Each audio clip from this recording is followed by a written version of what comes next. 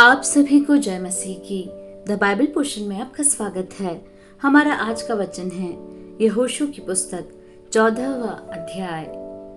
जो भाग इस्राएलियों ने कनान देश में पाए, जिन्हें एलियाजर याजक और नून के पुत्र यहोशू और इस्राएली गोत्रों के पूर्वजों के घरानों के मुख्य मुख्य पुरुषों ने उनको दिया, वे ये हैं जो आज्ञा यहोवा ने मूसा के द्वारा 9.5 गोत्रों के लिए दी थी।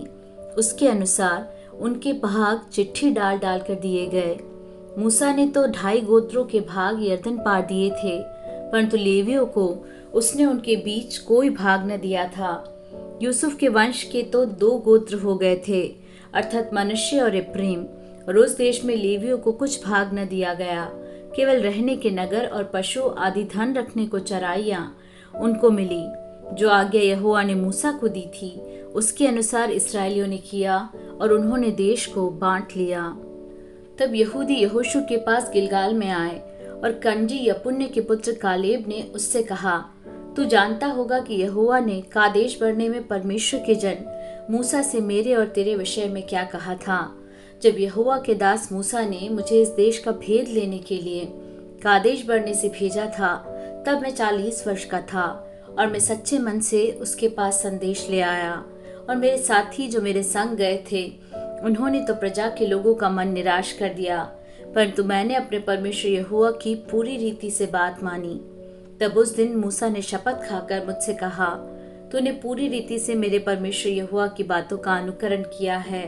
इस कारण निस्संदेह जिस भूमि पर तू अपना पांव धर आया है, वह सदा के लिए तेरा और तेरे वंश का भाग होगी। और अब देख, जब यहोवा ने मूसा से यह वचन कहा था, तब से 45 वर्ष हो चुके हैं, जिनमें इस्राएली जंगल में घूमते फिरते रहे। उनमें यहोवा ने अपने कहे के अनुसार मुझे जीवित रखा है, और अब मैं 85 वर्ष का हूँ। जितना बल मूसा के भेजने के दिन मुझ में था, उतना बल अभी तक मुझ में है। युद्ध करने या भीतर बाहर आने जाने के लिए जितनी उस समय मुझ में सामर्थ्य थी, उतनी ही अब भी मुझ में सामर्थ्य है। इसलिए अब वह पहाड़ी मुझे दे, जिसकी चर्चा यहोवा ने उस दिन की थी। तूने तो उस दिन सुना होगा कि उसमें अनाकवंशी रहते हैं और बड़े बड़े गढ़ वाले नगर भी हैं, परंतु क्या जाने, संभव है कि यहोवा मेरे संग रहे और उसके कहने के अनुसार मैं उन्हें उनके देश से निकाल दूं। तब यहोशू ने उसको आशीर्वाद दिया और हेब्रोन को यपुन्ने के पुत्र कालेब का भाग कर दिया। इस कारण हेब्रोन कनजी यपुन्ने के पुत्र कालेब का भाग आज तक बना है, क्योंकि वह इस्राएल के परमेश्वर यहोवा का पूरी रीति से अनुगामी था। पहले हेब्रोन का नाम किरियत अर्बा था। वह अरबा अनाकियों में सबसे बड़ा पुरुष था और उस देश को लड़ाई से शांति मिली।